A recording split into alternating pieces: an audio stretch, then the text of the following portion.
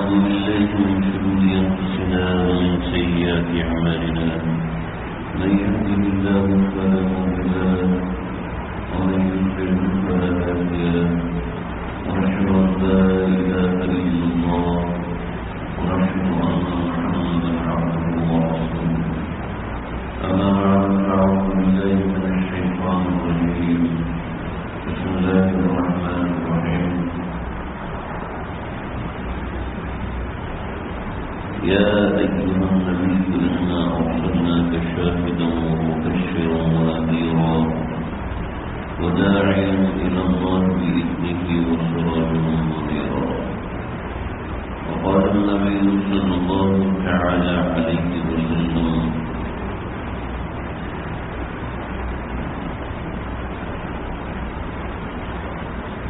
من لزم الاستغفار جعل الله له من كل ضيق مخرجا ورزقه من حيث لا يحتسب أو كما قال عليه الصلاة والسلام.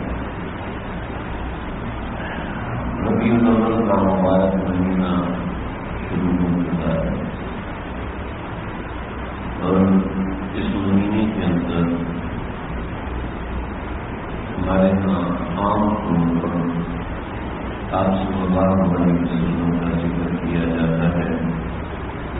آپ صلی اللہ علیہ وسلم کے مناقب کو تقریباً ہر مسجد کے اندر بیان کیا جاتا ہے کیونکہ اس مہینے کے اندر خاص طور پہ لوگ اس کو سننا چاہتے ہیں. لیکن بات یہ ہے کہ ہمارا یہ طریقہ کا بس ایک ٹرینڈ بن کے رہ گیا ہے, بس ایک طرح سے زندگی بن کے رہ گیا ہے. دیکھا جاتا ہے کہ یہ اس کے علاوہ کچھ یہ آواز مسجد کی چار دیواری کے اندر گونجتی ہے اور گونج کر ختم ہو جاتی ہے. آپ صلی اللہ علیہ وسلم سے محبت فرض ہے, ایمان کا حصہ ہے. مجدد الفسانی رحمۃ اللہ علیہ فرماتے تھے کہ آپ صلی اللہ علیہ وسلم کی جو محبت ہے وہ آپ کی ذات عالی ہے, یعنی خاک ترابی, یعنی جو آپ کا جسم اطہر ہے اس سے بھی محبت ہے, اور اس کے اندر پوشیدہ جو رسالت ہے اس سے بھی محبت ہے, اور اس سے ظاہر ہونے والے اعمال ہیں ان سے بھی محبت ہے. میں صرف پہلی محبت کی بات کر رہا ہوں کہ آپ کی ذات عالی سے, آپ کے جسم اطہر سے محبت یہ بھی میرے اور آپ کے ایمان کا حصہ ہے. اس سے آگے نکل کر کہ آپ کی رسالت پر ایمان لانا وہ ہمارے کلمے کا حصہ ہے, کہ آپ صلی اللہ علیہ وسلم کی صفات کو اپنانا وہ ہمارے ایمان کا حصہ ہے. بعض جگہ فرض ہو جاتا ہے, بعض جگہ واجب ہو جاتا ہے, بعض جگہ سنت ہو جاتا ہے. تو دوستوں, میرے اور آپ کے آقا وہ بھی ہم سے بہت زیادہ محبت کرواتے تھے, بہت زیادہ محبت کرواتے تھے. سیدنا عمر غفاری رضی اللہ عنہ یعنی وہ ہم سے محبت کرتے تھے ہماری ذات کی وجہ سے. ماں باپ کو محبت ہوتی, آپ سے آپ کے والدین کو محبت ہے. اتنی محبت ہے جتنی محبت مجھے آپ لوگوں سے نہیں ہو سکتی. میرے ماں باپ کو جتنی مجھ سے محبت ہے تو میرا کتنا ہی پکا دونوں کیوں نہ ہو جائے, اس کو مجھ سے اتنی محبت نہیں ہو سکتی جو مجھ سے میرے والدین کو ہے. کیوں؟ میرے ساتھ ان کی ایک نسبت ہے, میرے ساتھ ان کی ایک نسبت ہے. اس کے ساتھ میرے ساتھ ان کی جسمانی نسبت کی ہے. میں نے دودھ بھی دیا ہے, میں ان کے ساتھ بھی رہا ہوں, انہوں نے میری پرورش بھی کی ہے. ٹھیک ہے. پیغمبر صلی اللہ علیہ وسلم محض ایک نسبت کی وجہ سے ہم سے محبت کرواتے ہیں. دوستو یاد رکھنا, ہمارے آقا صلی اللہ علیہ وسلم یاد رکھے گا یہ وہ بھی ہم سے محبت فرماتے ہیں اور وہ وہ بھی اپنے ایک ایک امتی کو یاد رکھتے ہیں جو ان سے نسبت رکھتا ہے. میں بڑی ذمہ داری کے ساتھ ممبر پہ بیٹھ کے کہہ رہا ہوں، مسجد میں بیٹھ رہا ہوں، جمعے کا دن ہے. یہ مت سمجھیے کہ صرف ہماری اور ان کی محبت ایک طرفہ ہے. شیخ ناصر الدین ماضی میں بڑے بزرگ گزرے. ایک مرتبہ انہوں نے مسجد میں یہ بات فرمایا اور فرمایا کہ میں دیکھتا ہوں کہ ہر مومن کے دل سے ایک تار بندی ہوئی ہے جو جا کے روزہ اطہر صلی اللہ علیہ وسلم کے پاس جا کے جڑتی ہے. ہر مومن کے دل سے ایک تار نکلتی ہے جو روزہ اطہر صلی اللہ علیہ وسلم کے اندر تک جاتی ہے. ہر مومن کے دل سے. تو دو غیر مخلص بیٹھے تھے. یہ کوئی بری بات نہیں ہے، انہیں صرف پہچان کے لیے بتا رہا ہوں. لیکن کوئی ایسا بھی ہو سکتا ہے جو سننی ہے لیکن متعصب ہے. میں صرف پہچان کے لیے بتا رہا ہوں کہ ہمارے ایسے مارتے تھے، قرآن و حدیث میں نہیں لکھا اس لیے کوئی تار نہیں لگی. اچھا یہ بات ٹھیک ہے، اگر یہ بات ہے تو کون کو یہ تار کاٹنا؟ میں نے یہ کاٹ دیں، ہمیں کوئی ضرورت نہیں. چنانچہ شام تک دونوں شخص معتد ہو چکے تھے. تو یہ ایسی چیزیں ہیں. سیدنا ابو ہریرہ رضی اللہ عنہ فرماتے ہیں آپ صلی اللہ علیہ وسلم سے میں نے 5 گورے علم حاصل کیا تھا. اگر ان میں سے 2 کے علاوہ تیسرا سنا دو تو مجھے یہاں سے کاٹ کر دو. بہت سی ایسی چیزیں ہیں جو سینہ در سینہ ایسے منتقل ہوتی ہیں جو بند زبان سے ہوتی ہیں. انسان کے قلب میں بے شمار واسطے ہوتے ہیں. اللہ نے انسان کے دل میں جو سینے میں دل بنایا، یہ جو سینے میں دل یہ صرف گوشت کا بنا ہوا نہیں ہے.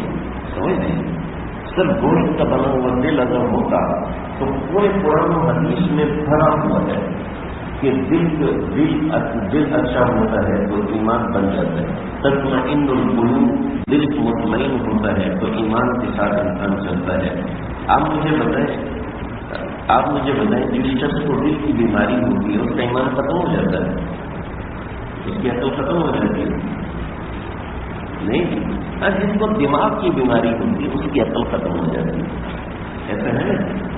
تو قرآن و حدیث میں تو ہونا چاہیے تھا کہ دماغ کے اوپر وانزل سکینہ کا الگ رکھا. سکینہ دماغ کو اترنا چاہیے. ہم وانزل سکینہ کا فی قلوبہم، دلوں کے اندر. الا من اتى الله بقلب سلیم، جو اچھا دل لے کر آئے گا. دل میں تو سوچنے سمجھنے عقیدے کا کوئی خزانہ نہیں ہے. عقیدے کا خزانہ تو دماغ میں ہے. تو امام غزالی رحمۃ اللہ علیہ نے اس مسئلے کو سلجھایا اور میں یہ دل کے ساتھ ایک دوسرا دل ہے جس کو قلب روحانی کہتے ہیں. یہاں تو ہو سکتا ہے آپ حضرات میری بات نہ سنیں. مشاہد کے یہاں باقاعدہ منازل ہوتی ہیں. ہاں جی، آپ کی پہلی منزل ہے، آپ کی دوسری منزل ہے، آپ کی تیسری منزل. وہ دل کے ذریعے سے ذکر کرو. پھر زبان کو لگاؤ، تعلیم کے ساتھ چپکا دو. جو ذکر کرنے وہ غلط کرو، لیکن جو زبان کے ساتھ میں ذکر کروں گا وہ دل کے ساتھ ذکر ہوگا اور پھر دل کا جریان ہوتا ہے، دل جاری ہوتا ہے. بڑی عجیب چیزیں ہوتی ہیں. یہ ایسی نہیں کہنے سے تعلق ہے، یہ سمجھنے کی باتیں ہوتی ہیں.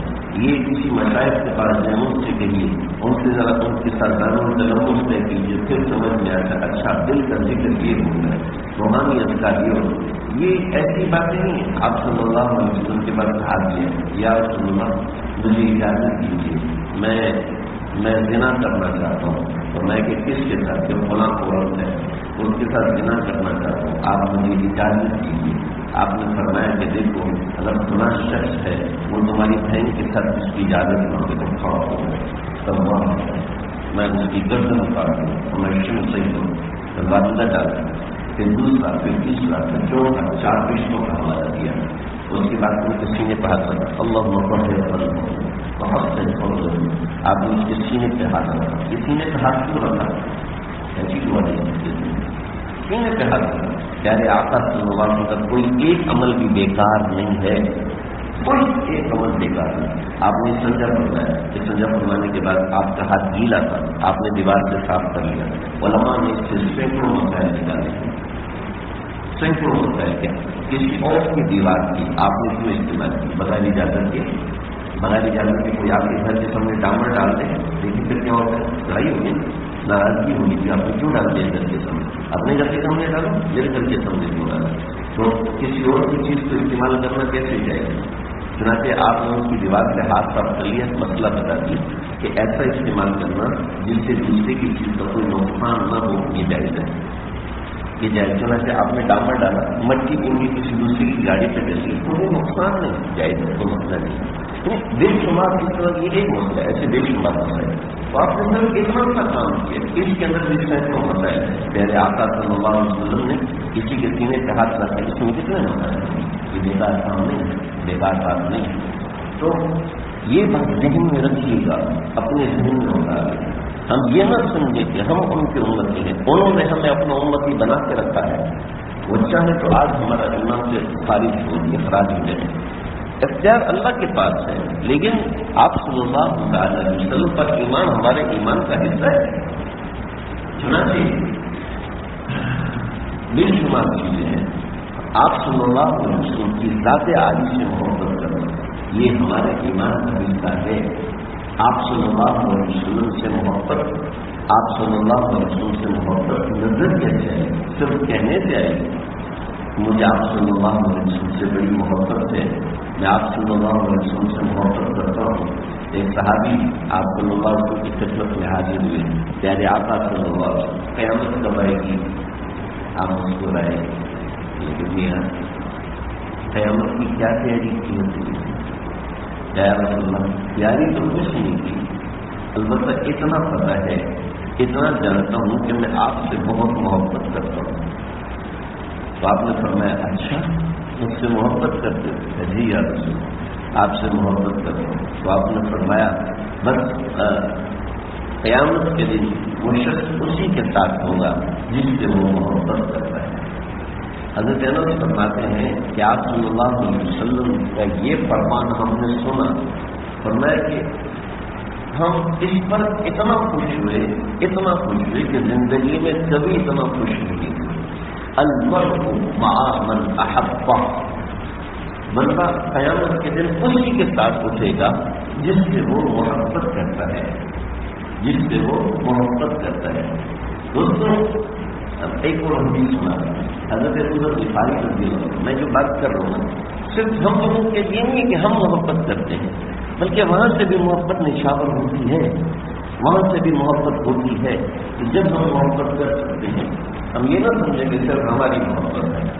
نبی اکرم صلی اللہ علیہ وسلم فرمایا ابو ذر غفاری کی توبہ ثم توبہ ثم توبہ، ابو ذر کہنے لگے کتنے مبارک ہیں ہم، کتنے مبارک ہیں ہم، کتنے مبارک ہیں ہم۔ ابھی کیا بات ہے، اس بات کی مبارکباد دے رہے ہو؟ یا رسول اللہ ہم آپ کو دیکھتے ہیں اور آپ پر ایمان لے کے آتے ہیں، یہ کتنی برکت والی چیز ہے، اس پہ تو ہمیں بار بار مبارک دینی چاہیے۔ تو آپ سنیں، آپ نے سنا اور خوش ہوئے، تو خوش ہو کے آپ نے فرمایا یہ 3 مرتبہ۔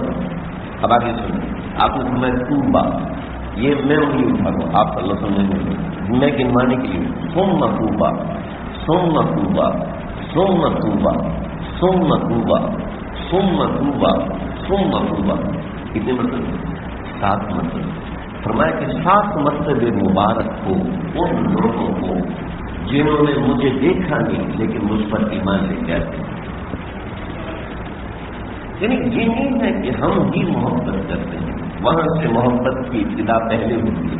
اب مجھے یہ بتائیں، جتنے بڑی عمر کے لوگ ہیں وہ پوری بات کو بہت اچھے سے سمجھیں گے، پہلے ماں باپ محبت کرتے ہیں یا اولاد محبت کرتی ہے؟ پہلے ماں باپ محبت کرتے ہیں، اس کے بعد اولاد کی محبت کرتے ہیں۔ پہلے رسول اللہ ہم سے محبت فرماتے ہیں، اس کے بعد سے ہم محبت کر سکتے ہیں، سمجھ لیں۔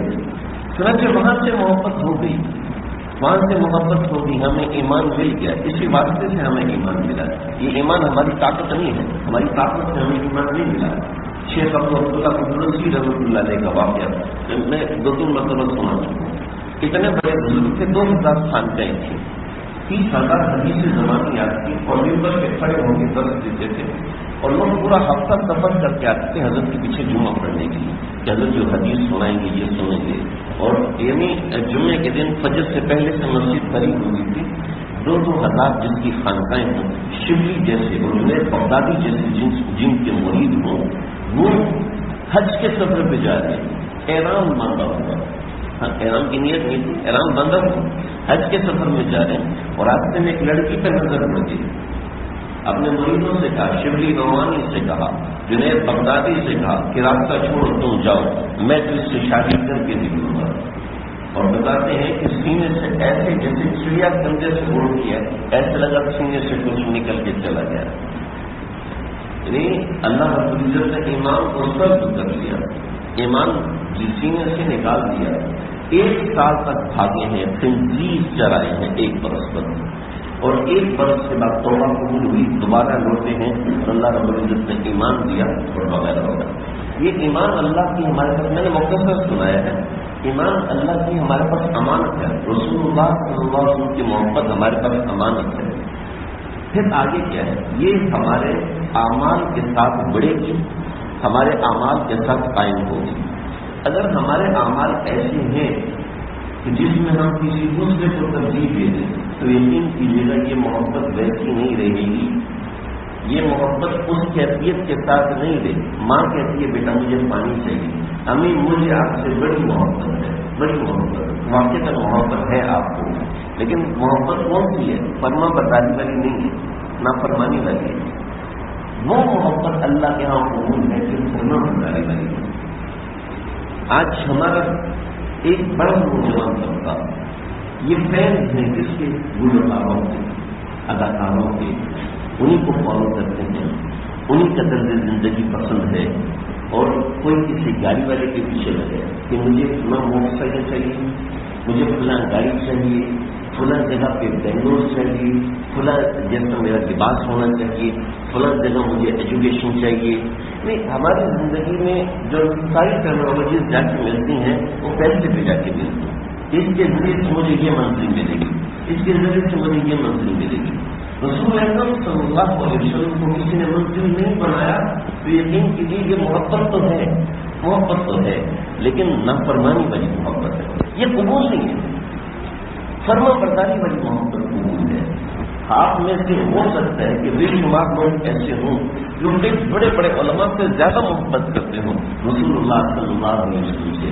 اور میرے پاس لوگوں کے رابطے ہوتے ہیں، لوگ ایسے اپنی محبت کا اظہار کرتے ہیں، کئی مرتبہ میں شرمندہ ہو جاتا ہوں ان کو کتنی محبت ہے. اور میں اپنے آپ کو خالی محسوس کرتا ہوں ان کے اتنے بڑے بڑے دریاؤں کے سامنے ہمیں اپنا وجود ایک گلاس بھی محسوس نہیں ہوتا.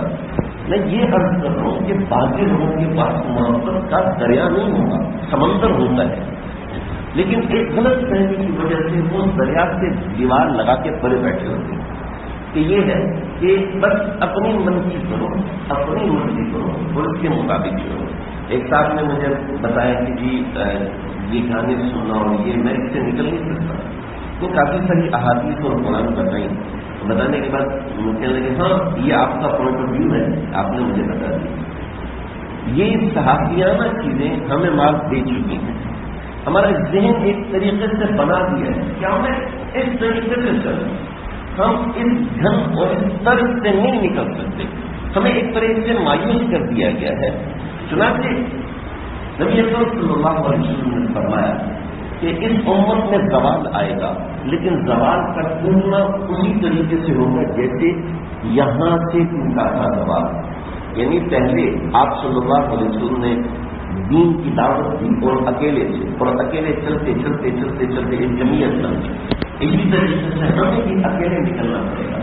آج نوجوان داڑھی رکھتے ہیں تو لوگ اللہ بن رہا ہے، مولوی بن رہا ہے، اور جیسے داڑھی رکھنے گالی بن گیا، جیسے سر کے بال برابر رکھنا ایک گالی بن گیا، سر پہ ٹوپی رکھنا ایک گالی بن گیا. کیوں یہ کوئی شیخ رکھتے ہوتے ہیں، ہمارے سے کوئی رکھتے ہوتے ہیں. آپ اپنے بڑے لوگ سے پوچھیے، آج سے 40-50 برس پہلے کوئی بغیر ٹوپی کے گھر سے باہر نہیں نکلتا تھا۔ عورتوں کا بے پردہ نکلنا تو بہت ناممکن تھا، لیکن بغیر سر ڈھانکے، بغیر سر ڈھانکے کوئی باہر نکلتا ہی نہیں تھا۔ ہمارے کہیں تو آج کل ہم ٹوپی پہنتے ہیں کہ گرمی ہم سے لوگوں سے بچاتا، ورنہ پہلے لوگ صافہ باندھتے تھے، کپڑا سر کے اوپر رکھا کرتے تھے۔ نہیں تو میں نے خود اپنے بچپن میں دیکھا کئی لوگ ایسے مسجد میں رومال سر پہ باندھ لیتے تھے کہ ہم ننگے سر نہیں رہنا پسند کرتے، ننگے سر رہنا پسند ہی نہیں کرتے تھے۔ لیکن یہ ہے کہ ہمارا ٹرینڈ چینج کیا جا رہا ہے، ہمارا رہنے کا طریقہ کار، ہمارے سوچنے کا طریقہ کار تبدیل کیا جا رہا ہے، اور اس طریقہ کار کی خاص طور پر ہمارے نوجوان نسل بہت کثرت سے شکار ہے۔ ٹھیک ہے جی، یہ ان کا پوائنٹ آف ویو ہے، ہم نے کرنی اپنی مرضی، تو ہم سب کی کرو اپنے من کی ہے۔ یہ طریقہ کار پیارے آقا صلی اللہ علیہ وسلم کا آپ کے طریقہ کار جو ہے وہ میں بس ایک بتا کے ختم کرتا ہوں۔ اپنی زندگی میں کسی ایک کو رہنما بناؤ، کسی ایسے کو جس سے آپ کا دل لگے، جس سے آپ کا دل مانے کہ ہاں یہ بندہ ٹھیک ہے، اور اس کو وقت کے لوگ بھی، وقت کے زمانے کے لوگ بھی کہتے ہیں ہاں یہ قابل بھروسہ شخص ہے، یہ قابل اعتماد ہے۔ اس سے نبی اکرم صلی اللہ علیہ وسلم کی محبت سیکھیں، اس سے تعلق بنا کے، اس کے ساتھ جڑ کے اپنے معاملات کی نگرانی اس سے کروائیں۔ آج مسئلہ یہ ہے کہ ہم پڑھتے بھی خود ہیں اور ایگزامینر بھی ہم خود ہیں، پرچہ بھی ہم نے خود لینا ہے اور اپنے آپ کو مارکس بھی خود ہی دینے ہیں۔ یہ طریقہ کار نہیں ہے، اپنی زندگی کو اس طریقے سے نہیں گزارنا، بلکہ نبی اکرم صلی اللہ علیہ وسلم نے جو طریقہ کار سکھایا۔ صحابہ کرام مسلمان ہو گئے، لیکن مسلمان ہونے کے بعد کیا ہوا؟ آپ نے کہا کہ سب لوگ ہجرت کریں، اور ہجرت کو فرض قرار دیا، اور جن لوگوں نے ہجرت نہیں کی ان کے بارے میں حکم آگے یہ مسلمان نہیں، یہ کافر ہیں، کیونکہ جہاں تک ساتھ رہنا پیارے آقا صلی اللہ علیہ وسلم کے ساتھ رہنے کو فرض قرار دیا۔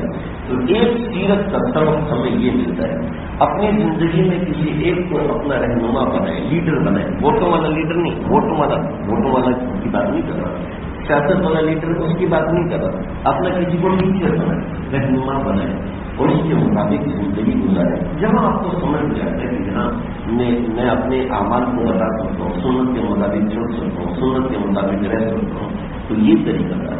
اللہ تعالیٰ کرنے کی کوشش کرتا